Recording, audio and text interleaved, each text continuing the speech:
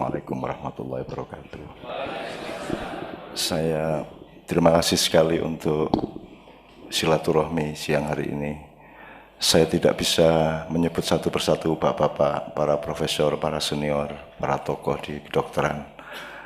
Tapi saya datang ke sini dengan itikat baik, dengan husnudzon kepada semuanya, dan dengan dunia kedokteran secara umum maupun dengan dunia kedokteran UGM atau Rumah Sakit Sarjito dan seterusnya, ya saya juga pernah punya hubungan lah.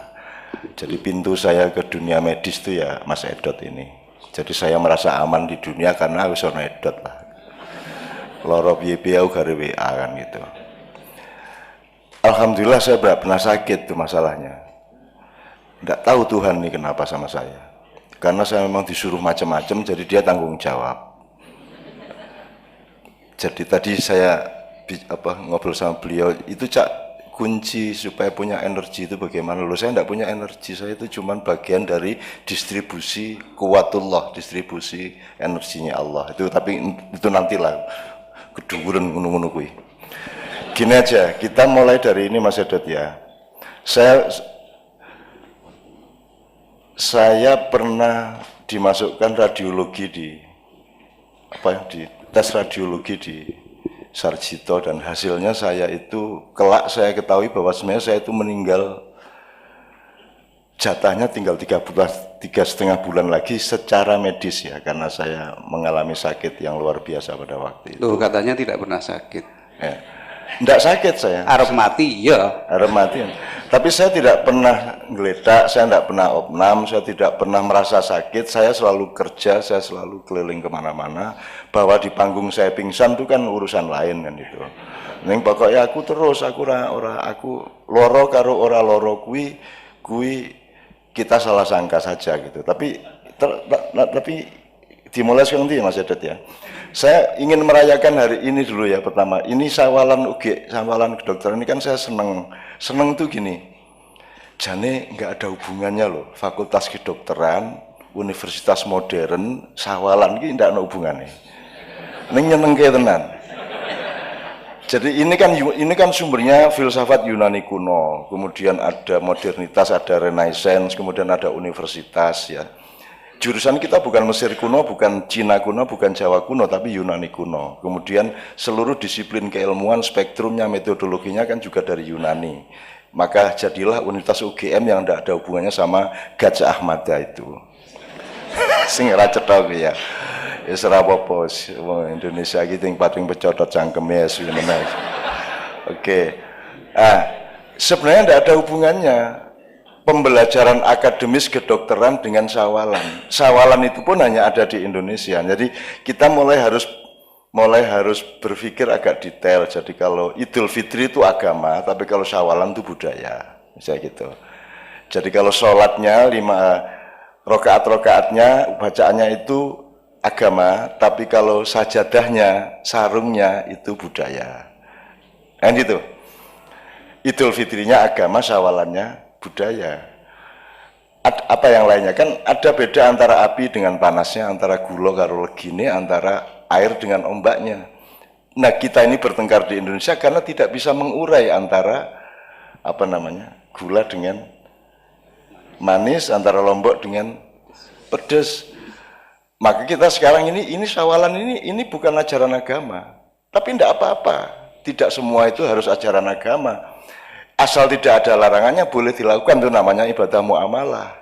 Kalau yang perintah Allah langsung namanya ibadah mahdhah. Kemudian dia bikin pagar, itu asal kita tidak melanggar pagar itu tidak apa-apa. Jadi misalnya Nabi Muhammad tidak pernah pakai handphone, kita pakai handphone tidak apa-apa, wong tidak ada larangannya. Jadi sosok gue jenengan ketemu Nabi Muhammad, Nabi Musa, Nabi Adam, kimi kebari pamer gue jenengan tidak tahu WA kan. Kita besok punya kebanggaan macam-macam, ketemu Nabi Musa, orang ngerti motor tau jenengan, aku ini belakraan nang Gunung Tursina nang lak tahu nang Parangtritis kan gitu kan. Jadi Bapak-bapak sekalian, saya tuh sangat menikmati semua konflik di Indonesia karena bodoh mereka itu. Jane mergo ora mudeng kabeh kuwi. Polisine ya ora mudeng, sing dimusuhi ya ora mudeng. Tadi malam saya menerima DPP HTI. Kemudian Kapolda panik kok saya menerima HTI. Akhirnya Setelah HTI saya terima jam 11, Kapoldanya saya terima sampai jam 2 malam, dan nanti habis acara ini saya terima rombongan dari Mabes. Iki janjane ono apa to wong iki? Arep mubus maca khilafah, jane karo kabeh-kabeh ra mudeng khilafah ki apa? Jadi ini masalahnya kesembronoan ilmu. Juga tidak jujur terhadap apa yang dia persoalkan sebenarnya. Wong kuwi janjane karepe iki dudu soal khilafah, karepe iki aja ganggu proyekku, jane ngono kuwi. Demikian juga pertentangan HTI dengan NU dengan semua itu soal coupling parkir kan gitu. Kira-kira gitu. Oke. Jadi dari situ saya ingin bersyukur hanya di Indonesia ada acara sawalan di momentum Idul Fitri di universitas. Di Malaysia kan tidak ada, Pak. Karena sawalan ini kan idenya Yai Wahab Hasbullah karena diminta tolong Bung Karno tahun 1964. Tahun 60 belum ada sawalan. Jadi halal bihalal itu hanya ada di Indonesia. Dan itu menyenangkan, itu namanya ijtihad. Ijtihad itu gini, jadi sholat yang penting bacaannya begitu sampai tahiyat. Tetapi kan harus ada inisiatif, harus ada kreativitas. Ya mosok sholat, ngimami sholat nganggo blarak kan gitu kan. Ya nganggo kelambi lah. Kelambi itu kan ijtihad, kelambi itu kan inovasi. Dari kain, dari kapas menjadi benang, dari benang menjadi kain, terus kainnya dipakai untuk baju, terus bajunya ada yang untuk imam, ada yang untuk makmun dan seterusnya. Itu kan boleh dan itu harus sebenarnya gitu. Nah di Indonesia ada yang sekarang mulai marah. Budaya ndak boleh dicampur-campur sama agama lah, terus caramu beragama orang nganggo budaya iki mudah apa piye? Kan pakaian itu budaya, Pak. Pakaian itu budaya. Jadi budaya itu tidak bisa dihindarkan. Masjid itu masjidnya agama tapi AC-nya budaya, tikarnya budaya. Ya toh? Jendelanya budaya. Jadi ndak bisa agama diwujudkan tanpa budaya. Maka ada sawalan di kedokteran menurut saya ini garda depan dari peradaban yang akan datang. Besok-besok di Amerika akan begini, besok-besok di Arab Saudi akan begini. Tapi perintisnya Indonesia. Karena Indonesia ini satu-satunya negara yang sudah sampai ke tahap ketuhanan yang Maha Esa. Kalau Amerika belum sampai, Korea belum sampai. Ndak mudeng Gusti Allah ra mudeng. Indonesia wis duwe ketuhanan yang Maha Esa, ora ketang salah jane esa kuwi. Ya ora apa-apa lah. Maksud saya gini loh. Boleh nih saya jelasin Mas Yadet? Ya. Jadi di Quran itu ada dua informasi. Satu bilang Tuhan saya kalau menciptakan sesuatu saya bilang kun terus jadi. Innama amruhu idza arada syai'an ayaqul kun terus jadi. Jadi kalam khin bil basar sekejapan mata dadi kabeh. Itu di surat Yasin akhir. Tapi ada lagi yang mengatakan surat ayat lain bahwa Allah menciptakan alam semesta dalam 6 hari. Padahal 6 hari itu kalau dalam hitungan para mufasir itu satu harinya Allah itu 500.000 tahun. Lah Gusti Allah kok angel men gak alam semesta dadak 500.000 tahun ping 6 ki lho. Piye to kok ora maha kuasa kuwi kudune ya des dadi ngono lho. Jadi saya tidak percaya bahwa Allah itu menciptakan alam semesta dalam 6 hari. Ki resiko lho tapi ki. Orang percaya gue nungan dia itu kan payah. Lu bukan tidak percaya ya Allah, saya tidak masuk akal bagi saya. Saya memahaminya begini. Oh, makhluk Allah itu akan hidup di dalam 6 tahap evolusi. Semua kita memuai, kita dinamis. Jadi pertama Allah menciptakan cahaya dulu. Tapi cahaya ini ini yang namanya Rasulullah itu cahaya. Jadi dutanya kehadiran Allah itu cahaya yang disebut Nur Muhammad. Yang Ibu Dekan menangis tadi karena asal usulnya dari Ibu Rabi'ah. Rabi'ah itu orang yang mengenal Nur Muhammad, orang yang ingin memadamkan ingin membakar surga dan ingin memadamkan neraka kan begitu. Ya Bu Dekan ya. Jadi Rabi'ah itu suatu malam bawa ember sambil teriak-teriak, akan aku padamkan api neraka supaya orang tidak berbuat baik hanya karena takut neraka, tapi karena cinta kepada Allah kan. Suatu hari dia bawa api, lu kemana Rabi'ah? Saya mau bakar surga, supaya orang itu berbuat baik tidak karena ingin masuk surga gitu. Rabi'ah, nengin lah, di kayak orang kendir kan gitu. Kalau di Indonesia ya teh, orang Indonesia ini Nabi Muhammad itu ditangkap polsek atau gitu. Indonesia itu memang paling istimewa. Oke. Dari situ kemudian Allah menciptakan 6 tahap satu benda. Dan ini mungkin 220 miliar tahun mengono benda. Kumparan, asap, menggumpal, ada yang masih tetap panas menjadi yang disebut matahari yang bermiliar-miliar juga jumlahnya, sampai ada yang memadat, dingin, menjadi bumi, menjadi planet, menjadi satelit, bulan, dan seterusnya itu. Kemudian Allah menciptakan benda yang tumbuh, nabati. Kemudian Tuhan pada tahap ketiga Tuhan menciptakan benda yang tumbuh dan bisa bergerak dan berpindah-pindah, namanya binatang. Nah, karena dia butuh pergerakan, maka dibikinkan mesin yang namanya darah dan daging, urat saraf, otot, dan seterusnya. Nah, itu evolusi ketiga. Kemudian tidak hanya bergerak ini makhluk Allah, dia juga bisa mikir. Ini tahap keempat. Nah, jadi kita itu binatang plus akal, kan gitu, binatang plus akal. Nah, sekarang ini dunia sampai pada evolusi keempat, seluruh dunia, dan manusia masih belum mengenal yang 5 dan yang 6. Yang keempat ini adalah manusia menjadi the supreme subject. Dia yang utama dan dia pikir dia yang paling hebat, manusia ini. Maka dia bikin hak asasi manusia. Gue kan nyeneng kayak gue. Kok ada hak asasi manusia? Setahu saya yang punya hak kan yang punya saham, Pak. Lagi menungsa iki duwe saham apa, Ndul? Kowe iki, Ndul. Kowe iki nguyuh ora iso menjadwal. Kowe rambutmu arep putih kowe ya mung isone kok cet. Kowe iki ora iso apa-apa, menungsa itu tidak punya kemampuan apa-apa. Dan orang kedokteran tahu persis betapa lemahnya manusia, kan begitu. Dokter-dokter tahu persis betapa lemahnya kita semua. Kanker janis kok ngendi to asline iki ya angel. Apa meneh virus kuwi. Makanya virus iki ya lawane mung wiritan, Mas. Lah saya sudah seharusnya mati kok. Kalau saya tidak pakai teori itu saya sudah mati tahun 2002 itu. Karena sudah turun 26 kilo, sini saya sudah tidak berfungsi, tiroid saya, hipertensi semua ini sudah terbakar habis menurut Sarjito. Ning ora wani kondo aku. Setelah aku lemu loh, Cak, kok isih urip ngono ku ya? Ya itu baru ngomong Pak Edot setelah 4 bulan, 5 bulan gitu. Oke. Saya teruskan soal evolusi ini supaya saya bisa menjelaskan semua pertanyaan tadi, Mas Edot. Maka sekarang kita punya demokrasi. Itu karena kita di tahap evolusi keempat. Saya senang demokrasi, tapi demokrasi sekarang kan demokrasi di mana manusia bagusi. Apa pernah ada pilkada melibatkan binatang? Apa pernah pilkada menyadari bahwa sungai punya hak loh? Tanah punya hak untuk ikut memilih siapa yang menginjak dia. Dan kan harus dihormati semua tahap tadi. Lingkungan hidup punya hak. Sekarang kan lingkungan hidup diurus tapi tetap sebagai objeknya manusia. Dia tidak tahu bahwa bumi ini lebih tua dari kita. Ini dulur mbarep iki bumi iki.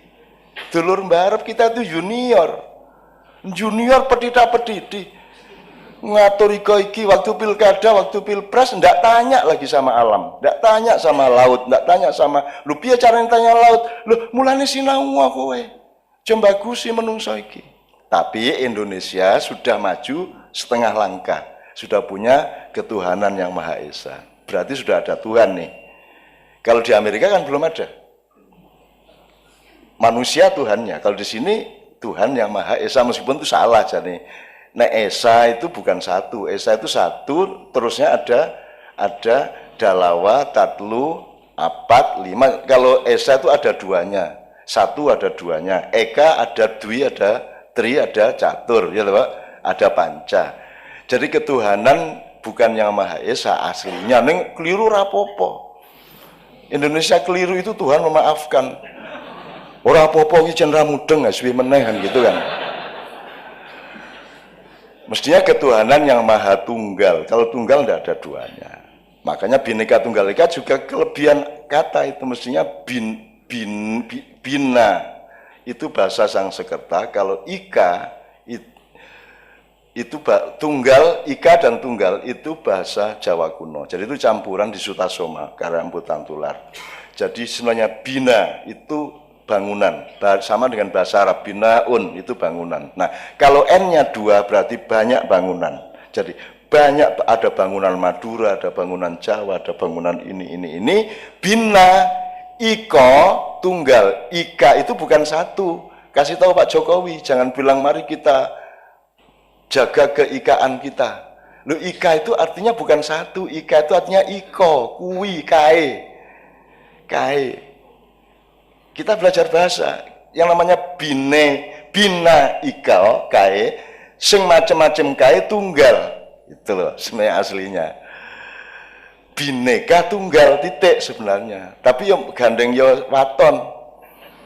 Jupuke waton ya sama dengan Gajah Mada gede lho kuwi lak sak ketemune reca ning Trowulan. Njur diklaim kuwi Gajah Mada, jare sapa Gajah Mada kaya edot iki. Ya toh, jare sapa?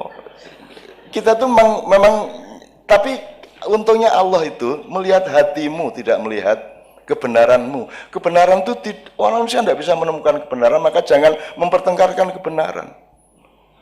Ijo ya benar, merah ya benar. Jangan yang merah mengharamkan hijau, yang hijau mengharamkan yang merah. Nanti kita bertengkar terus. Kebenaran letaknya tidak di perilaku, kebenaran letaknya di dalam diri kita. Keluarnya adalah kasih sayang, outputnya adalah akhlakul karimah, kan begitu Bu? Yang tadi itu. Jadi outputnya itu akhlak, kebenarannya di dalam diri kita, di pawon. Nah, ibarat warung itu di pawon. Gitu loh, kue arep gawe apa wae kan itu urusannya di pawon, merke apa itu di pawon, tapi begitu nyuguhin konsumen di warung, yang kita suguhkan adalah yang baik untuk konsumen, bukan yang benar menurut kita. Kan gitu. Nah, saya kembalikan ke evolusi tadi, kita sudah maju nih Indonesia. Boleh nggak saya sekalian sampean supaya ini kan Universitas Gajah Mada. Ini Gajah Mada sambat, aku iki ra tau disopo. Jenengku dinggo terus. Ning ora tau nyinaoni sapa aku. Umurku piro coba? Aku mati umur piro coba? Ana sing ngerti? Gajah Mada meninggal umur berapa coba? Kalau ada yang tahu. Lah ya ini sama dengan Unar. Unar sudah akan saya kasih teks mengenai Garuda, kan di sana ada Amerta, ada Unar itu. Jadi teks-teks yang urusan sama Garuda. Garuda ki ora mudeng. Aku saiki takon, Garuda sing gambar kae itu laki apa perempuan? Ya ora ana sing mudeng iki Indonesia iki jan sembrono. Lah nek tidak jelas Pak gendernya kan perkembangannya kacau, Pak. Kalau ada laki-laki merasa dia wanita perkembangannya kacau toh. Kalau ada laki-laki wanita merasa pria perkembangannya kan mal praktek kuwi kok. Nah saya tanya, Garuda ini karepe sing gambar kuwi Sultan Abdul Hamid Pontianak yang gambar awal. Itu karepe lanang apa wedok, jantan apa betina? Ora ono sing iso jawab nganti saiki. Iki siji. Engko tak dudui kowe. Nek wis ora iso jawab. Nomor loro. Untung Allah itu sayang sama bangsa Indonesia. Dia mengizinkan Amerika ngebom Hiroshima Nagasaki itu tanggal 14 Agustus 1945, terus Indonesia merdeka 3 hari kemudian. Ya, sehingga lambang Garuda itu sayapnya 17, ekornya 8. Saiki bayangke nek ngebome Amerika kuwi tanggal 30 Desember.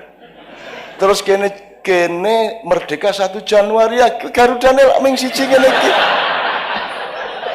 Karo buntute ngene iki. Terus piye Garudane? Jadi saya tuh seneng lihat Indonesia tuh, ya Allah iki anakku sing tak sayang tenan, ya Allah. Kuwi aku mbayangke angger ndelok gambar ngene-ngene iki aku mesti guyu. Oh alah, ya Allah alhamdulillah merdekanya tuh kok tanggal 17. Bayangin kalau 1 Januari kayak Garudane iki. Itu Garuda. Kapan-kapan saya ceritain asal-usul Garuda ini berdasarkan teks, berdasarkan literasi, berdasarkan main resource, saya nggak berdasarkan khayal saya. Itu ya, saya mencari bahan-bahan dan saya dapat buku-buku kuno, buku-buku lama dan jadi saya ini Garuda itu bukan burung, Bu. Garuda itu nama burung, bukan burung. Kalau burungnya tuh elang, raja wali, ulung, cipret, emprit, ya.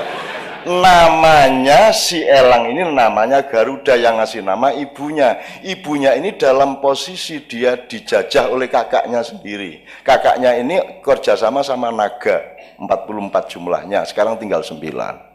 Ya, itu menjajah adiknya dengan manipulasi-manipulasi, karena mereka dulu itu menebak, itu ada kuda yang lewat di Cakrawala. Ya. Terus dua bersaudara anaknya raja ini bedean kae, buntutnya warnanya apa? Ekornya warna apa? Kakaknya mengatakan hitam, adiknya mengatakan enggak, putih. Ternyata begitu kudanya mendekat benar-benar putih. Kakaknya panik, padahal perjanjiannya siapa yang kalah akan jadi budak yang menang. Jadi berarti kakaknya akan jadi budak adiknya. Akhirnya si kakak ini memanipulasi, nyuruh naga 44 itu nyembur ekornya kuda. Akhirnya tidak menjadi putih lagi, waktu itu disembur. Ya, akhirnya adiknya kalah, terus dia berpuluh-puluh tahun menjadi budak dari kakaknya. Akhirnya dia berdoa kepada dewa, akhirnya dewa memberi kasih sayang ke dia. Oke, kue tak kei anak jenengke Garuda. Gitu. Jadi anaknya si adik ini namanya Garuda, burung, ya, namanya Garuda. Tugasnya Garuda adalah membebaskan ibunya dari perbudakan jin-jin, naga-naga. Terus keliru cangkemku wijan. Gitu. Ini Idul Fitri kita. Idul Fitri kita adalah Pak Edat ya. Idul Fitri itu kan kita refresh, detox kan gitu, detox. Nah, levelnya berbeda, ada kefitrian profesional. Saya dokter, kamu insinyur, kan gitu. Itu kefitrian profesional, kayak seniman, kayak pejabat. Terus ada kefitrian budaya loh, saya orang Madura. Gitu loh. Saya orang Madura, saya orang Jawa, saya orang Bugis, kan gitu. Itu kefitrian budaya. Ada lagi kefitrian kemakhlukan, kefitrian khuluqiyah. Saya manusia, saya bukan binatang, kan gitu. Nah, sekarang ada kefitrian yang lebih dalam, lebih tinggi lagi. Manusia itu makhluk jasad apa makhluk rohani? Nah, baru cari kefitriannya. Manusia itu penduduk bumi yang ingin masuk surga, ataukah penduduk surga yang dolan ke bumi sebentar? Which one? Atau kalau mau pakai ilmu pengetahuan, manusia itu makhluk jasad atau fisik yang menempuh perjalanan spiritual, ataukah manusia adalah makhluk spiritual yang outbound sebentar di bumi, 60 tahun, 70 tahun, 80 tahun. Yang mana? Kalau konsep ini tidak jelas, kurikulum kita juga bisa salah, ilmu kedokteran kita juga salah. Karena kalau Ibu Dekan tadi mengatakan menahan diri, itu kan soal ilmu dosis toh Bu.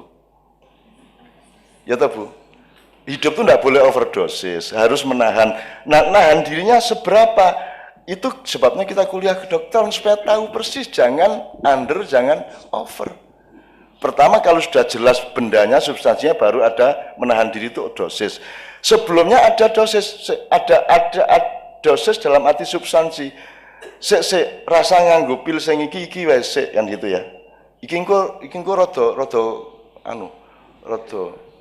apa ya istilah kedokteran gitu ya. Itu kan kita tentukan ini apa ini, ada beberapa produk. Kita ini saja, jangan ini dulu. Nanti kalau kita lihat ini belum ada perkembangan, baru kita coba yang ini, kan begitu. Itu juga menahan diri. Hidup itu kan cuma dua itu, menahan atau menahan itu mengendalikan atau melampiaskan. Hidup itu cuma itu, melampiaskan apa mengendalikan, ngegas apa ngerem. Kan ngene, lah pangurip ki ngegas wae. Ngegas wae. Wis dadi bupati njaluk meneh. Digas meneh, bar kuwi bojone, bar kuwi besane, bar kuwi mantune, digas terus uripe, nginjungkel akhirnya kan begitu. Digas terus Bu. Jadi saya kira itu Mas Edot, kalau ngomong menahan diri, ngomong apa tadi, saya kira mohon maaf agak panjang supaya kita punya metodologi dulu, nanti ngomong apa-apa sudah ada frame-nya yang 6 evolusi tadi. Terakhir ini. Yang evolusi kelima itu apa? 4 kan manusia, maka hasilnya asasi manusia sama demokrasi. Kelima adalah kita tidak hidup begitu saja, kita ini dibikin, yang bikin namanya Tuhan. Maka dalam perusahaan hidup kita ada Tuhan. Nah, Tuhan ini posisinya apa? Karyawan apa direktur? Jadi pertimbangannya menjadi beda. Kalau sekarang ini manusia kan direktur, maka ada hak asasi manusia. Ya serapopo. Tapi Indonesia sudah sadar dengan Pancasila, oh ada Tuhan kok. Nah, ternyata Tuhan ini bosnya, kita karyawannya. Maka kalau kita mau mengabdi kepada Tuhan, yang menentukan Tuhan. Masa ono satpam ngatur dewe, aku tugas jam semene ya Pak. Loh. Ora, job desk-nya yang mengatur bosnya dong. Jadi kita ini hidup bagaimana, yang ngatur kan yang Tuhannya. Masuk Tuhan malah kita atur, Tuhan awas nek ngabulke. Itu. Nah, ada Tuhan. Nah, tahap keempat ini yang HTI, tahap 6 ini yang HTI maksud itu. Jadi setelah benda, materi, ya, syai', ya, kemudian nabat, kemudian hayawan, kemudian insan, kemudian abdun atau abdullah, yang keenam itu khalifatullah, itu yang disebut khilafah. Jangan setuju khilafah. Lu nggak ada cara lain di dunia ini, opsinya cuma khilafah. Cuman khilafah yang saya pahami tidak seperti yang dipahami HTI. Semalam saya omongkan panjang lebar, khilafah itu bukan sistem, khilafah itu winih. Bahwa kamu itu utusan Tuhan, berlakunya harus persis seperti yang dimaui Tuhan. Wong kowe iki mung digawe kok. Nah, khalifah itu artinya apa? Orang yang berjalan di belakang.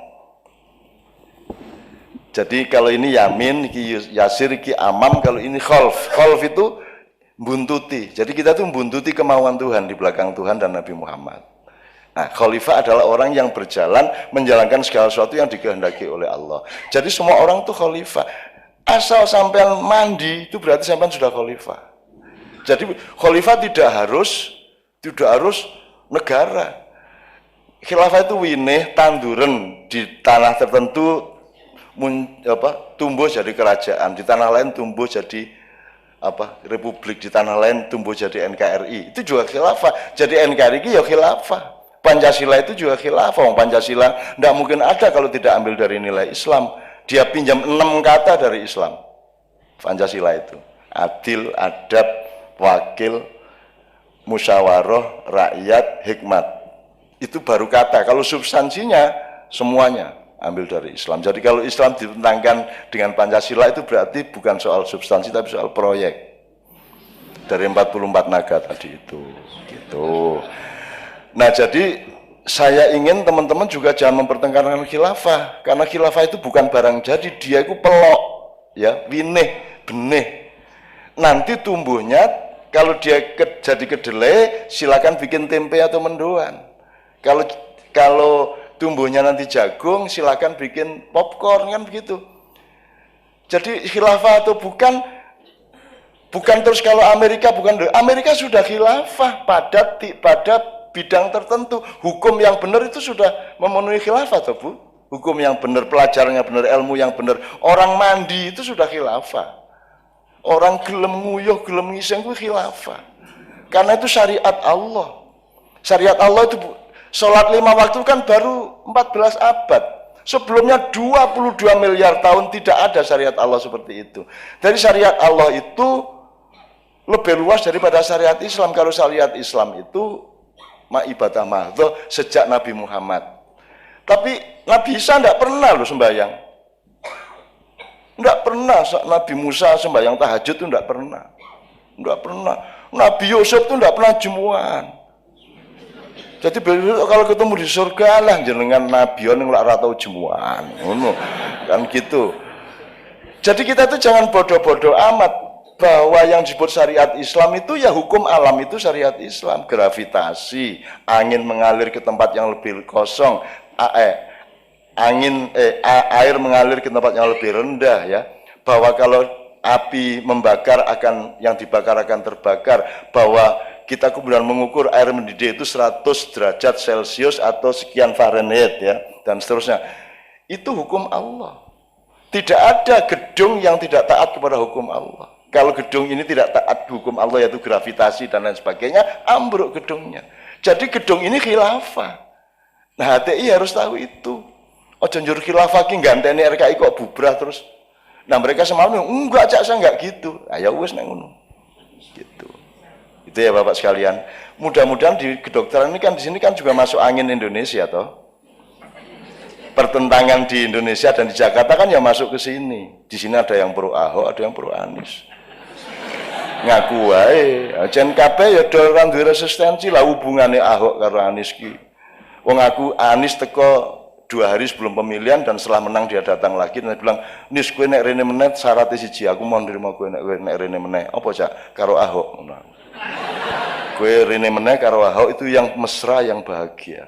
Dan sekarang forum saya di Jakarta diminta untuk merukunkan mereka, kan yang minta mereka sendiri. Jadi timnya Ahok dan timnya Anies itu datang ke saya, "Cak, tolong kami dinikahkan kembali." Dinikah piye? Kami akan melakukan pernikahan kebangsaan. Kita akan melupakan pilkada dan sekarang kita kompak membangun Jakarta bersama-sama.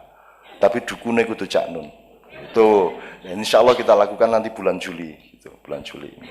Itu. Jadi Bapak sekalian di kedokteran, ayo kita cari ilmu yang lebih komprehensif, metodologi yang lebih jernih, yang lebih luas, yang lebih kafah, supaya kita tidak dipertengkarkan oleh kebodohan dan kekurangan ilmu kita satu sama lain. Gitu kira-kira. Termasuk Idul Fitri ini mudah-mudahan wis halal bihalal tenan, ridho biridho tenan, dan Anda diberkahi Allah karena Anda ini orang-orang yang luar biasa mulia di mata Allah, karena Anda ini orang yang menolong orang sakit. Tidak ada yang lebih mulia dari itu Pak Edet. Allah mengatakan, "Wahai hambaku, aku sakit, engkau tidak menjengukku. Aku lapar, engkau tidak memberiku makan. Aku haus, engkau tidak memberiku minuman." Kan begitu Allah mengatakan. Ya kan bingung sih diomongi. Loh, masa ono Allah kok loro kan itu. Loh, masa ono Allah kok ngelak, ono Allah kok ngelih gitu. Jurnang kopi O gitu.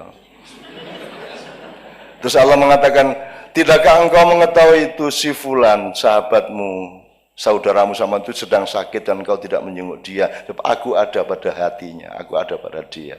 Nah, Anda adalah orang-orang yang ini tadi sebelum ke sini kan Pak Edet cek pasien dulu.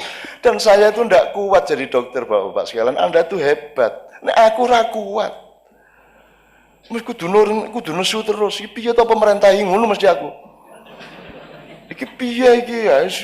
Banyak sekali masalah yang tidak memungkinkan pasien kita yang miskin-miskin terutama bisa sembuh karena ada halangan politis, halangan struktur, regulasi dan seterusnya. Nah, aku ra kuat jadi dokter. Jadi Anda itu orang yang sangat tinggi derajatnya. Sebabnya aku ra kuat. Nah, aku biyen tau nyaluk mlebu kedokteran ning guyu dhewe pekok. Ya mesti ora iso aku mlebu, aku ya SMA ora lulus. Budekan mengatakan beberapa tahun di Gontor berhijrah ke Jogja. Jare sapa? Bu, aku iki diusir saka Gontor. Hijrah piye?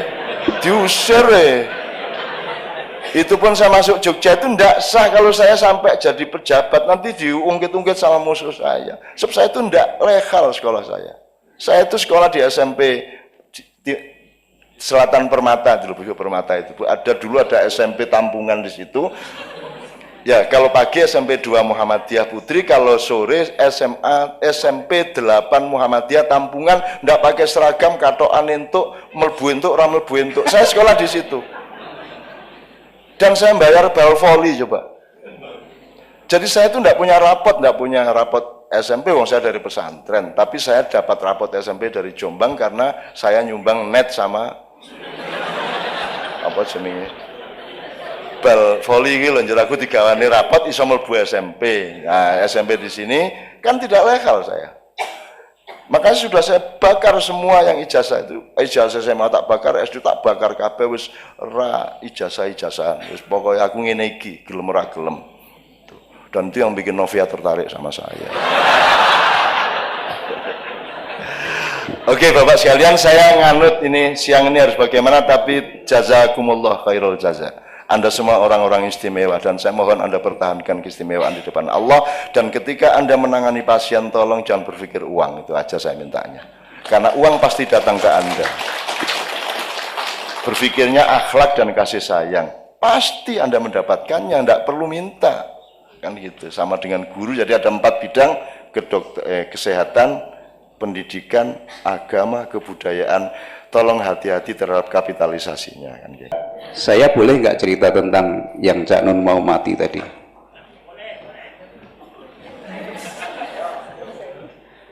Boleh nggak? Oh boleh. Jadi gini ceritanya. Ini mesti harus ada Bambang, radiologi ada nggak ya Bambang? Nggak datang, mungkin di luar. Suatu pagi ketika saya sedang visit pasien, saya ditelepon sama Cak Nun, "Dot, kowe mrene." "Iya Cak, neng ndi saiki?" "Saya di Gedung Hartono." Gedung Hartono itu sini, BDNI itu yang Jenderal Sudirman itu di lantai 3 itu kan ada counter handphone.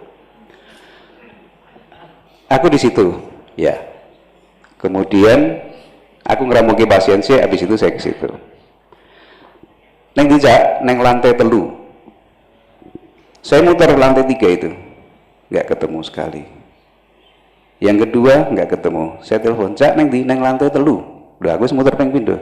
Saya muter sekali lagi, baru kemudian saya melihat Mbak Via, Ibu Novia Kolopaking, dan mendapatkan Cak Nun dalam kondisi yang sangat kurus. Kemudian tangannya gemetar. Nah, waktu itu, "Loh, Cak, gue kenapa loro?" "Ya, ini aku tambah nono." Cak Nun bilang gitu. "Kok? Wah, nggak bener ini," saya bilang gitu. Ketika itu saya lihat, kemudian saya ambil cari kertas, Cak Nun tangannya gini. Kemudian saya cek, memang sangat tremor dia, sangat gemetar. Saya pikir pasti ada sesuatu dengan kelenjar tiroidnya. Kemudian ada yang lebih ahli, saya persilakan Cak Nun untuk ke Prof. Asdi, praktek di situ, kemudian diperiksa macam-macam, diperiksa labnya, T3 T4-nya sangat tinggi, free TSH-nya juga di luar normal. Sampai Prof. Asdi bilang, "Ini pasti salah labnya, Cak. Diulang lagi dengan hasil yang sama." Nah, kemudian saya punya ide, udah laki-laki itu kita radionuklir aja lah, kita periksa kita scan tiroidnya. Saya kontak sama Bambang. Singkat cerita sudah dilakukan itu, kemudian Bambang mendekati hasilnya, Cak Nun pulang, "Wah, Dot, ini sangat toksik ini." Nah terus, "Iki umure kira-kira gari 3 sasi meneh." Waduh. Terus Bambang bilang, "Tapi aku gak ngomong ke lo." "Oh ya sudah, ini urusanku, aku saya ngomong." Saya bilang gitu, padahal aku ya rawani ngomong. Terus saya bilang, "Cak Nun pulang," kemudian saya bilang kepada Pak D almarhum. Pak D itu sahabat Cak Nun yang sangat dekat dengan Cak Nun, sangat setia dengan Cak Nun. Dia ngomong, "Pak D, ini kondisinya Cak Nun begini.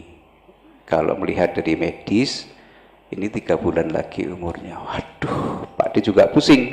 Pak D itu adalah pegawai lab di pertanian. Nah, kemudian melihat kondisi Cak Nun yang seperti itu, malam hari Cak Nun BAB warnanya hitam, jadi memang sangat-sangat kental dengan nuansa ada perdarahan di situ. Pak D menginisiatif mengambil sampel dari tinjanya dengan maksud akan diperiksa di labnya Pak D, ada apa sih sebenarnya dengan Cak Nun ini. Sudah toksik jelas di kelenjar kondoknya. Kemudian Pak D ingin menganalisis, diambillah tinja, kemudian dimasukkan dalam kantong film Fuji zaman dulu. Dah besok pagi tak bawa ke lab. Dah Pak D tidur. Di tengah malam hari di rumah Pak D, si tabung ini meledak, sehingga isinya berhamburan kemana-mana. Mulai suatu keanehan lagi di situ. Nah, ada beberapa sampel yang sempat tersisa dan sempat dianalisis bahwa si barang itu tadi itu mengandung sebuah logam yang hanya bisa meleleh dengan suhu di atas 1500 derajat Celcius. Berarti ada sesuatu di diri Cak Nun. Ada logam di situ. Ada toksik di sini. Apa sebenarnya yang terjadi? Prof. Asdi juga pada waktu itu nggak mungkin ini seperti ini. Kalau seperti ini sampai sudah mati, Cak. Akhirnya itu fakta-fakta yang kita sampaikan kepada Cak Nun. Kemudian di sini saya hanya ingin men-stressing bahwa sebenarnya ilmu kesehatan, ilmu kedokteran itu belum bisa mengatasi semua masalah kesehatan yang ada. Contohnya adalah Cak Nun, bahwa kita masih dilibatkan dengan misteri-misteri yang ada di situ.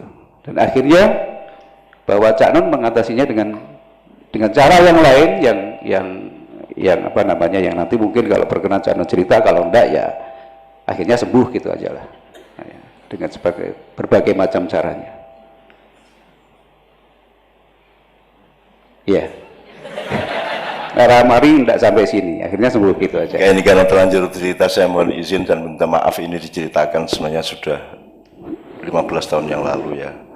Dan itu panjang ceritanya, tapi pokoknya begitu lab hasilnya seperti itu, dan di Sarjito gambarnya kan hitam pekat sini ya.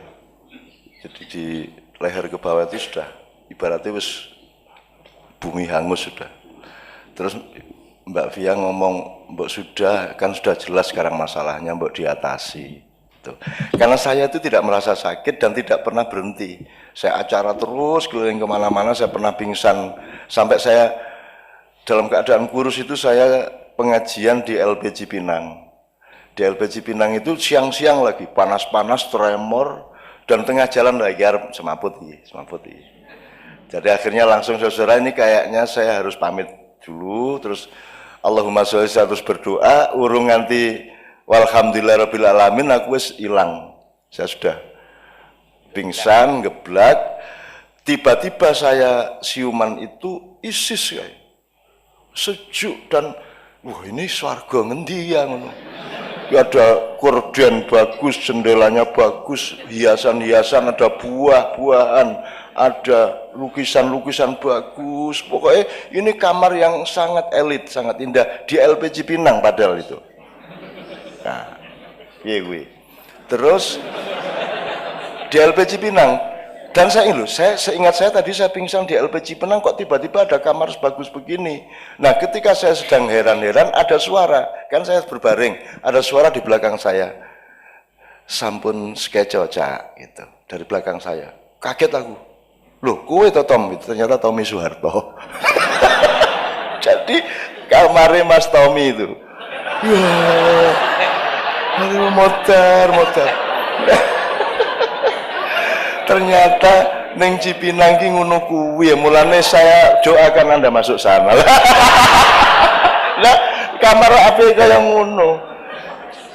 Dan Tommy berkuasa di situ, banyak bodyguardnya, sekolah fasilitas beres, mau keluar kapan saja bisa. Terus piye? Jadi oh alah, ya wis lah gitu kan ya. Udah. Jadi ini kan saya harus cerita mengenai sembuhnya saya. Akhirnya karena istri saya mengatakan, saya kan tidak pernah merasa sakit. Pokoknya aku terus melaku. Wong puasa saya puasa. Saya workshop sama anak kecil-kecil 500 orang melayu tahu. Aku santri di Bojonegoro tajak latihan ekspresi, latihan muhadoroh, latihan supaya kowe iki kudu iso dadi wong, kowe kudu iso punya determinasi, harus kerja. Santri itu kan tidak dididik untuk kerja, wiritan tok nganti pucet, dia bilang gitu. Belajar nyambut gawe, ayo bertani ke kerajinan apa, tak ajak pelayan kae. Semaput aku Mas, aku iki poso, awakku berat badan saya 46. Saya kan sekitar 70 lah, 46. Wih, semaput lagi, jadi saya sekian kali semaput.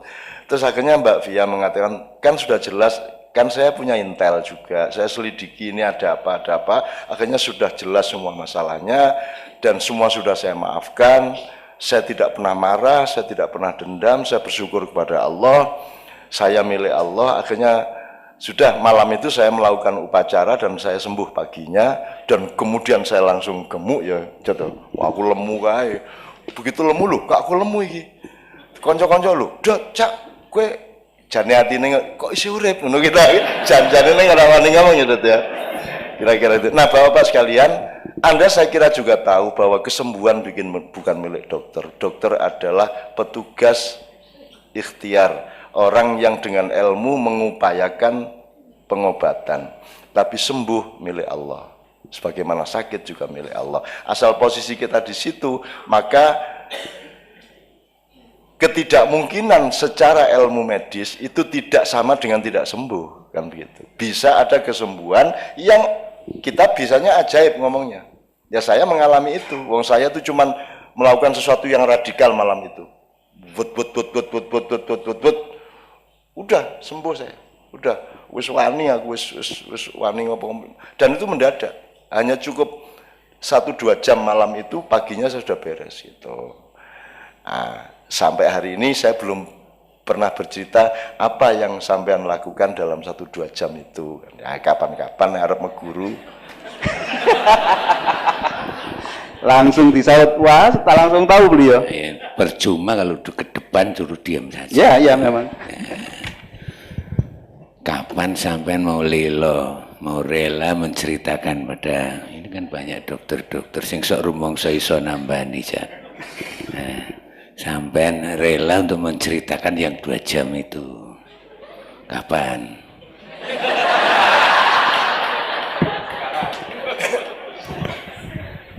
Saya kira ada potensi yang disebut sugesti. Ya kalau kita cari substansinya kan manusia itu khalifah. Sembuhnya tadi itu karena saya mesra. Ya Allah, kalau memang aku masih harus cuman gini loh Pak, sugestinya itu saya silakan menentukan sendiri. Misalnya kalau orang wiritan, Kiai mengatakan baca Al-Waqiah ping 700. Saya dulu bertengkar sama Gusmi Waliullah itu, almarhum. Karena saya sering menangani pasien bersama. Gusmi selalu sarannya itu abot. Maca Yasin ping 300 modar apa piye? Yasin pisan urung kelakon nek ping 323. Ora iso Gus, ngono ora iso. Jadi saya sering nangani bersama tapi bantah-bantahan, Gus ora ojo, gue burung karuan iso maca Quran nek Yasin ping 333. Modar apa piye? Apa meneh Al-Waqiah ya to? Wangel banget. Terus ping 100 punjul ra iso. Saya selalu ngasih yang pendek, 1-2 kata yang mudah dihafalkan. Berapa kali itu tergantung intensitas hatimu. Allah yang menentukan. Oh, anak ini sungguh-sungguh belum baca sudah dikabulkan, bisa juga. Nggih mboten? Karena yang penting cintamu kepada kehidupan, cintamu kepada Allah, dan kepercayaanmu kepada kehendak Allah dan kasih sayang Allah. Allah Maha Dermawan, Maha penuh kasih sayang. Tidak tergantung jumlah. Itu. Nah, itu contohnya Pak. Dalam 1-2 jam itu saya mengeksplorasi kemesraan dengan Allah. Saya eksplorasi benar-benar. Jadi misalnya gini, sampean mau beliin istri mobil, mesake bojoku iki isih motoran, mongko ya wis dosen wis suwe misal gitu ya. Ora tak tukokke gitu kan, punya niat baik, terus ternyata lewat waktu sekian lama enggak punya duit untuk membelikan. Ya kita sholat malam, ya Allah, aku ini terlanjur janji sama istriku. Tegakah engkau mempermalukanku di depan istriku? Aku saja malu, apalagi engkau. Seharusnya engkau malu, tidak mengabulkan. Ngono Mas, lu kemana? Madura iki, cara Madura iki. Madura itu dagangan ora payu nganti maghrib ngene kok. Sampean katanya Rahman Rahim. Mana ini kok ndak laku-laku ngono. Nek wong Pekalongan siji meneh nang Gusti Allah. Pokoke iki sesuk wayahe bayar sekolah anak. Kok dagangan ora payu nganti maghrib. Akhirnya kalau ente tidak kabulkan malam ini, aneh mau mabuk aja. Aku tak mendem bae. Yo dikabulkan gitu kan. Dikabulkan gitu. Saya cuma ingin mengatakan tidak ada yang tidak mungkin bagi Allah. Maka yang mesra sampean, dan mesra itu tidak harus sholat rajin banget. Ora ono wong khusuk iki jane ora ono, Mas. Yo ngapusi. Ora. Sayyidina Ali pernah menjadi pemenang lomba sholat khusyuk. Jurinya Nabi Muhammad. Jadi semua sahabat sholat, Nabi Muhammad dia sing ora kowe sholat to. Terus Nabi Muhammad kan pawang, ngetok kowe apa tawon, segala pokoknya mukulis pokoknya sholatnya supaya terganggu. Tapi Ali khusyuk, Ali bin Abi Thalib khusyuk, mantune dhewe. Sampai akhirnya wah Ali top tenan iki, ndak terganggu oleh apapun, ada bom, ada gunung meletus, Ali ndak terganggu. Akhirnya dia kandidat juara. Terus dia tengah jamaah Ali ditanya, Ali kamu kandidat, tapi kamu harus menjawab dulu pertanyaanku, apa supaya semuanya nanti belajar sama kamu, apa yang membuat kamu itu bisa begitu khusyuk, tidak terganggu sholatmu oleh apapun saja. Terus Ali ngomong, saya itu bukan khusyuk, saya itu bayangin hadiahnya apa ya. Nah gue, jadi gue rasa lebay-lebay, wis ta, menungso iki biasa kabeh. Boleh saya pemain rebab Bu Dekan, pemain rebab itu sing itu ya, itu pentas di Washington, dikagumi wartawan, kan magis kalau rebab, beda kan biola kan indah, tapi kalau rebab kan magis. Jadi wah tepuk tangan standing ovation lama banget. Ini pemain rebab dari Jawa. Terus di interview, what is the key? Gitu. Apa kuncinya sehingga orang Jawa kalau membunyikan musik itu so deep, so apa? Pokoknya sangat khusyuk. Gitu. Terus wong Jawa ditakoni ngono, gampil niku. Sing penting niku sindane ku daten mriki. Sindannya harus sebelah kiri tadi. Dudul susune iki lho maksudnya.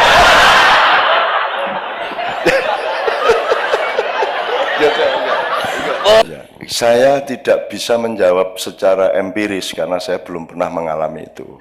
Ya. Tetapi gini Bapak-Bapak sekalian, ini ponakan saya itu sedang sakit kanker, Mas Edot ikut menangani ya. Dan itu tidak ada hubungannya sama hidup dia, hidupnya benar, dia perawat, dia kerja di rumah sakit, tiba-tiba kanker berat, gitu ya. Jadi sebenarnya sakit itu apa toh? Ya. Apakah sakit itu negatif dalam kehidupan ataukah sakit itu positif? Karena kadang-kadang sakit itu sebenarnya proses penyembuhan rohani bagi Allah kepada kita bisa juga.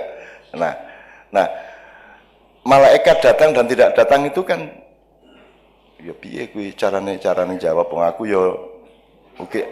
Gini, saya ini menganjurkan jamaah saya untuk mengaktifasi malaikat. Jadi aktivasikan malaikatmu. Artinya kamu tiap hari harus menyapa malaikatmu. Isu-isu, assalamualaikum, assalamualaikum, assalamualaikum, assalamualaikum.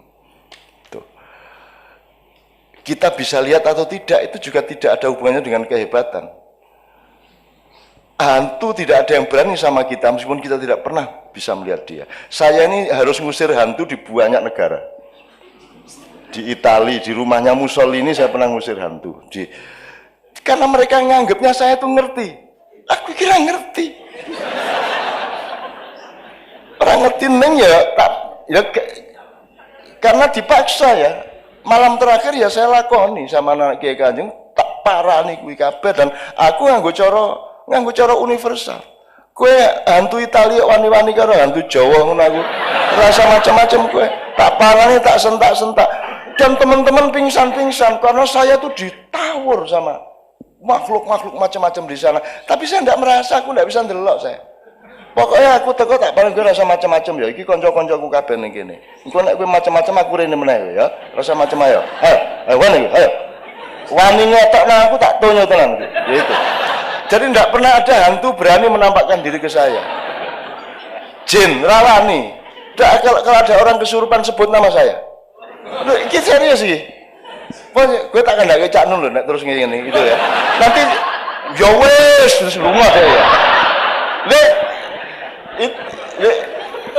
Silahkan praktekkan. Bukan apa-apa, saya itu sayang sama mereka dan mereka kalau pengajian mereka datang ke saya. Di pengajian saya itu jen banyak sekali datang. Saya mau ke Gunung Lawu, mau ke Gunung Ceto, mau ke Gunung Kawi, saya semua sudah masukin semuanya. Semua perpustakaan digital spiritual saya sudah masukin semua. Dan mereka itu sayang sama saya. Dadi ana wong ning jalan wates ku ana wong kesurupan bola bali. Kesurupan. Terus aku ngongkon bocah, cah Kiai Kanjeng kuwi rono. Begitu cah Kiai ngendiku, "Wah, anak buah Cak Nun meneh." Ngono kuwi terus ya wis, itu hilang, gitu. Terus anak Kiai Kanjeng pergi lagi, kesurupan lagi. Beda lagi. Tadi suaranya gini, terus berikutnya suaranya begitu. Terus aku ngongkon meneh si jinne. Wah, Cak Nun meneh, wah wis kondo Cak Nun ngrasa, aku ya seneng nang padang bulan, ngono kuwi. Jadi seneng saya, jin itu sama saya itu cinta. Dan jin itu Anda jangan anggap khayal. Jin disebut oleh Allah lebih dulu dari manusia di semua ayat kecuali satu ayat dok. Berpuluh-puluh kali Allah menyebut makhluk itu jinni wal insi, bukan insi wal jinni. Jadi jin itu senior kita. Malaikat senior kita, alam senior kita, tetapi yang paling senior adalah Nur Muhammad. Kalau Anda berada pada jalur Muhammad, maka Anda menjadi senior dan Anda yang nanti pertama giliran masuk surga. Gitu. Dan surga itu bukan sesuatu yang kita cita-citakan. Kita itu dulu di surga. Cuman sekarang outbound sebentar ke sini dan jangan tidak lulus di sini gitu loh Pak. Gitu loh. Nah saya kira kita masih lama Pak bertugas outbound ini Pak. Insya Allah gitu ya. Monggo berikutnya beliau mungkin. Pak Supri monggo. Sisa ini waktunya juga sudah panjang, tapi dalam hati kita dan dalam hubungan kita sehari-hari dengan teman kerja seringkali sulit memaafkan, ya toh. Nah mumpung sekarang ada dukun yang sudah dukuni beribu-ribu orang, tolong ini didukuni. Yang pertama doa utama kita setiap hari itu sing kudu dieling-eling apa. Yang kedua gimana supaya kita mudah memaafkan orang lain dengan betul-betul penuh kasih sayang, itu saja.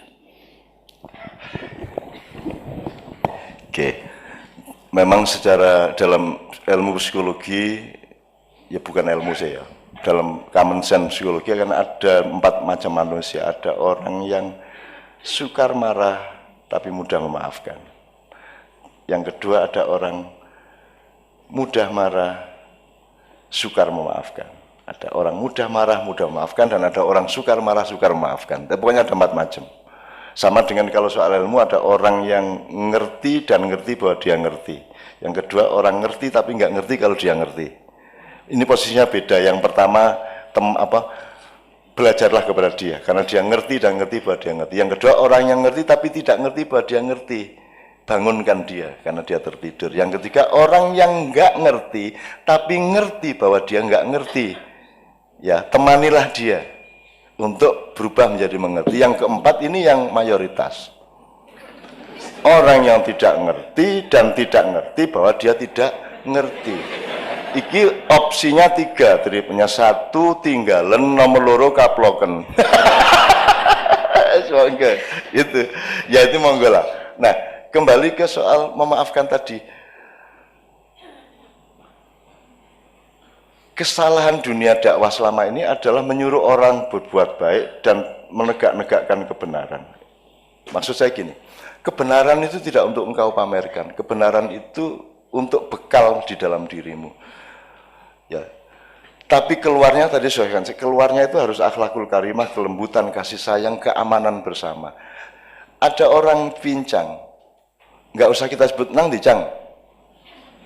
Meskipun benar, dia pincang. Tapi tidak boleh kebenaran tentang pincang itu Anda omongkan. Pasien, aku duwe Mas, konco.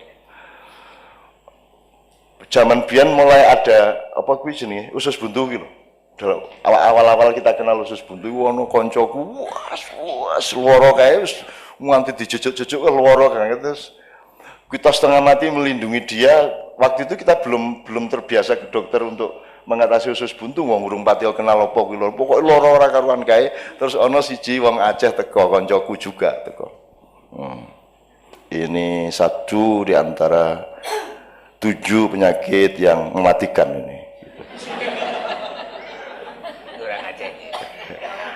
dijejuk karo arek iki mang dayas gitu kan. Orang yang mau mati pun tidak bisa kita bilang, tidak boleh kita bilang toh Pak. Ih kayaknya mau mati kamu ini sebentar lagi. Ini tidak boleh kan bilang gitu. Tetap harus kita, karena meskipun pasti mati menurut ilmu kita, dia belum tentu mati menurut ilmu Allah. Allah bisa merubah 1 detik sebelum itu terjadi. Allah bisa merubah kapan saja, dan Allah punya hak merubah siapa saja, merubah apa saja, membatalkan kehidupan ini pun Allah berhak. Nah, jadi saya bilang tadi, kita itu jangan menyuruh orang berbuat baik, berbuat benar, tapi menciptakan situasi di mana kita itu bisa menikmati kebenaran dan kebaikan. Orang yang sukar memaafkan itu dia tidak ngerti bahwa memaafkan itu lebih nikmat daripada tidak memaafkan. Nikmatnya memaafkan itu luar biasa. Ya ini yang diceritakan Mas Hidota itu kan, itu masih ada orang-orang yang nyantet saya rombongan itu. Dan saya sayangi mereka, dan saya lindungi jangan sampai dia tahu bahwa saya tahu. Bukan biaya. Gitu ya. Itu soal politik zaman Gus Dur dulu biasalah gitu. Ya. Dan saya maafkan, saya tidak pernah tidak maafkan siapapun karena nikmat luar biasa. Difitnah orang itu saya, ya Allah. Istri saya ditanya, Mbak Via gimana? Cak Nun kan sering difitnah orang, rasanya bagaimana? Ya enggak ada masalah. Lu kok enggak ada masalah kan difitnah terus, videonya dikarang-karang. Didu karo Habib Rizik, didu karo Gus apa. Kan Cak Nun difitnah macam-macam. Mbak Via mengatakan, loh kalau Cak Nun yang memfitnah baru saya stres. Tapi kalau Cak Nun yang difitnah saya senang. Karena ada rumus wama romaita idromaita walakinnallaha roma. Kalau ada kejahatan menimpa kita. Kalau kita online sama malaikat dan Allah, maka kejahatan yang meluncur ke kita itu akan diambil alih oleh malaikat kita. Yang speednya lebih tinggi dari kemampuan manusia. Sehingga ketika sampai ke kita, dia dirubah menjadi rizki. Itu kalau sampean wiritannya begitu nanti diapain sama orang jadinya malah baik, jadi rezeki malahan itu. Karena wama romaita idromaita walakinallah ramaca, cari apa nanti di Quran saja. Sesungguhnya bukan kamu yang melemparku tapi Allah yang melemparku, kan begitu. Jadi fitnah itu bisa jadi positif untuk Anda, tapi pasti negatif bagi yang melakukan. Orang yang tidak memaafkan rugi, dia tidak memaafkan, dia tidak ngerti betapa nikmatnya memaafkan. Allah sendiri punya 6 sifat pemaaf Bapak, 6 sifat pemaaf. Jadi dosa pribadi ghafur, untuk dosa sosial ghafar, terus nanti ada yang sifatnya hati nurani psikologi itu al-afu, pokoknya macam-macam konteksnya, tapi Allah selalu memaafkan. Wahai hambaku, datanglah kepadaku meskipun dengan memanggul dosa setinggi gunung. Percayalah bahwa semua gunung-gunung dosamu itu tidak berarti bagi alam semesta permaafanku yang akan menelan semua dosa-dosamu. Gitu. Maka kalau saya memaafkan, atau kalaupun saya punya dendam Bapak, dendam itu saya daya gunakan untuk membakar energi. Tapi keluarnya tidak boleh menjadi tindakan kepada orang yang saya dendami. Dendam itu baik asalkan dimanage sebagai energi. Gitu. Saya difitnah senang saya, sampai ingin saya bikin sayembara memfitnah saya. Tak sediain duit banyak, semakin besar fitnahnya. Dan saya sudah ngalamin kok sejak zaman Bung Karno sampai sekarang. Enggak ada artinya semua itu, enggak akan berakibat apa-apa sama saya. Wong saya tidak hidup di Indonesia, saya hidup sama Allah. Indonesia itu anak asuh saya, tak gendong tiap malam. Tadi malam Ismail Yusanto DPP PD itu sama anaknya datang. Anaknya itu begitu datang, tak peluk, tidur langsung Mas. Enggak sampai 10 detik. Tak peluk langsung tidur, sudah sepanjang pertemuan 2 jam itu dia di pangkuan saya dekep itu. Jadi itu Allah, cara Allah menunjukkan kepada HTI siapa saya. Anaknya yang pelukanku, gue harus ngomong apa gue? Iya kan? Gue harus ngomong ideologi khilafah, gue ora iso gue. Doa niki, anakmu itu tak cekel set ngene langsung turu. Dan dia seperti seolah-olah dia cucu saya. Dan begitu kenal sama saya, langsung gambarnya oke banget, tak dekep. Ketika foto masih tidur, saya dekep gini kok. Terus bapaknya mau apa, ngomong apa? Kan tidak bisa sombong lagi sama saya. Tidak bisa metoto lagi. Iya tak? Gitu Mas. Ada lagi tokoh lain Pak, ada tokoh lain yang hebat secara nasional. Ini juga potensial bisa memusuhi saya, bisa memfitnah saya. Tapi dia tidak bisa berbuat apa-apa sama saya. Kenapa? Karena Allah punya cara sendiri Pak, kalau mau nolong kita. Jadi kami dari Australia, Kiai Kanjeng bareng sama tokoh ini, sama istrinya tokoh ini. Turun di Denpasar, istrinya tokoh ini buka handphone, ada berita bahwa mertuanya meninggal. Dia langsung pingsan, saya di belakangnya. Cek ngene iki. Ya cek, tak tampung, tak panggilin orang bandara pakai kursi roda, tak urusi sampai boarding lagi ke Jakarta, kami ke Jogja. Maksud saya gini Pak, bojone arep ngomong apa, kene ora ana aku ngeblak. Piye kuwi? Kowe wis rasa ngomong ideologi, rasa ngomong macam-macam karo aku. Wis kuwi Gusti Allah sing ngatur. Nah, Ibu Bapak sekalian percayalah bahwa Allah punya banyak sekali cara, termasuk menyembuhkan pasien kita. Gitu. Jadi saya bukan mohon, saya ingin Anda semua menyadari itu semua secara luas sehingga menemukan nikmal maula wa nikman nasir, bahwa memaafkan itu nikmatnya luar biasa, memberi itu nikmatnya luar biasa. Tidak meminta kepada Allah kadang-kadang juga kenikmatan, meskipun di saat lain minta itu yang lebih nikmat. Jadi yang penting nikmatnya, bukan baiknya, bukan benernya, tapi Anda bisa menikmati semua itu. Saya tidak tepat jawaban saya menurut sampean, saya mohon maaf ya. Berani seperti itu Bu, insya Allah orang tidak akan tuding-tudingan. Akhirnya kadang-kadang bukan karena munafik, tapi karena tidak ngerti Pak. Nggak ngerti itu gini Bu, contohnya Bu, sampean bisa membedakan antara orang boros sama orang loman. Gini, orang hemat sama orang pelit itu bedanya apa? Itu peristiwa pelit atau peristiwa hemat? Gimana cara membedakan? Yang ngerti kan yang bersangkutan. Apalagi kalau ini orang istiqomah, wah itu teguh pendirian, kayak dari sini ora kuwi wong keras kepala kuwi, beguguk mudawatan. Ya kan sama peristiwanya Bu, sama. Nah ini orang nggak bedain. Oh itu intoleran. Dia lupa bahwa tuduhan intoleran pasti berasal dari orang yang juga intoleran. Pasti itu. Nah Bhinneka Tunggal Ika ya kabeh sak demi-demi teh sak setane sak kuntilanake kabeh nek Bhinneka Tunggal Ika, dan saya menerima semuanya. Iblis saya belain. Kok wani kuwi lho? Emang iblis berani sama Allah. Iblis itu menjadi iblis yang nyuruh Allah. Dipelajari dong. Yang nyuruh Allah. Dan iblis itu sudah kapok jadi iblis. Sekarang mbok sempul tak pensiun dini. Itu udah usul sama Allah. Lu ngapa to iblis? Lah kula niki ajeng pripun melih? Kula nipun enggak ada setan semonten niku, terutama di Indonesia kula supply setan-setan sing paling ampuh. Aneh saiki setan-setan niku pun putus asa kabeh kelangan penggawean. Lho kok kelangan penggawean? Lah pripun? Setan niku ngongkone paling pol korupsi sak juta niku pun njupuk 2 miliar ya. Jadi setan tidak ada gunanya di Indonesia karena manusianya sudah lebih dari setan. Itu namanya talbis Bu. Nah, kita harus berhati-hati. Kita harus mengerti bedanya hemat sama pelit, boros sama loman, sodakoh sama. Sekarang kalau kita berpikirnya sekuler, untuk apa naik haji? Habis-habisin duit. Kan gitu. Untuk apa sodakoh? Yang enggak aja. Kan gitu. Ngapain tuh sholat? Wasting time. Kan gitu. Kan gitu. Kalau kita berpikirnya tidak ada Allah, kan gitu. Nah jadi menurut saya Bu, saya senang sekali ada acara-acara seperti ini di kedokteran, di Polres, di Kodim. Anda kan tahu Kodim itu kalau ulang tahun kadang-kadang ada lomba hadroh, coba pula ngeri tau gue. Tentara jing ngono kuwi. Ki nyenengke, kuwi nang Indonesia tok. Ana tentara kok hadroan gitu kan.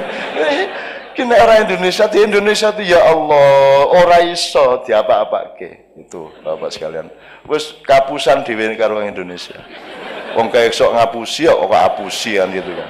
Nah, jadi Bu, jawaban saya menurut saya tidak bisa lengkap, tapi saya kira memang pembelajaran harus kita lakukan. Jadi ada kajian-kajian daripada bentrok merah lawan melawan hijau, daripada mbok mbok bahsul masail bareng. Saya selalu menganjurkan, ngapain tuh ini majelis tarjih fatwa, bahsul masail NU fatwa, MUI fatwa, mbok rapat sih, terus fatwa bareng gitu loh. Ki umatnya bingung, si Jirioyo sesuk burung, sing durung, sing bener sing di. Untung sekarang ini tidak ada masalah karena sudah ada proyek yang lebih besar, ndak urusan hari raya aja. Idul Fitri tanggal berapa? Anda tahu itu semua proyek aja, gitu loh mas. Itu ujung-ujungnya itu yaitu toh, gitu loh. Mosok hilal harus ada hilal 2%, 2,5%. Itu gimana sih orang-orang itu?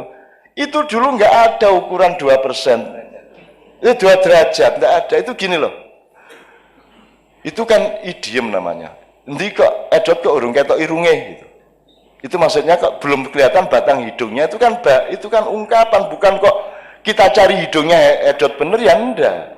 Kok dia belum kelihatan, tapi bahasanya itu kok belum kelihatan batang hidungnya. Nah, 2% itu sempeki ketok lah, 2%, bukan 2% regulatif, 2% nek cara Jawa ini sak hoha, swidak jaran, wah sak Dayak, itu maksudnya banyak sekali, bukan kok terus cari orang Dayak bener.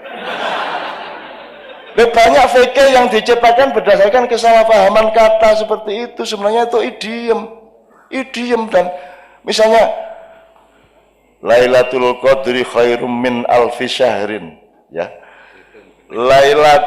Malam Qadar itu seperti lebih bagus dari 1000 bulan. Dihitung 1000 tenan. Ora kuwi nek cara jan maewu gitu loh. Itu idiom bahasa sastra. Ini kalau mufasir, ahli agama, ahli politik ndak ngerti sastra. Aku nek Khairul Anwar mengatakan aku ini binatang jalang. Polisi, binatang jalang. Dari kumpulannya terbuang, tapi aku akan menerjang. Gua iki anarki. Iya, lagu puisi, Pak. Itu puisi. Makanya sekarang sampai ada cerpen itu haram karena bohong. Piye ta ya? Piye iki? Menungso iki kok ya pedok ya piye. Oke Bapak sekalian, mohon waktu sudah habis, sudah terlalu larut, saya mohon maaf jawabnya tidak mudah, maka agak kadang-kadang saya lari ke sana kemari. Tapi yang penting menurut saya sekarang ini bukan apakah Anda setuju atau tidak pada omongan saya, tidak penting apakah Anda paham atau tidak penting apakah itu ilmu benar apa tidak, yang penting kita bermesraan di dalam itikad yang baik bersama-sama, ingin berdamai, ingin enak, ingin seimbang satu sama lain, dan nanti terjadinya itu tidak karena saya, tidak karena Anda, tapi karena perkenan Allah, Anda akan menemukan keajaiban-keajaiban yang tidak pernah Anda duga dari Allah Subhanahu wa taala. Saya mohon izin, mohon maaf atas semua kekurangan saya. Kul indalautu fa innama adillu ala nafsi fa in ihtadaitu wa bima yuhya ilayya rabbi. Assalamualaikum warahmatullahi wabarakatuh.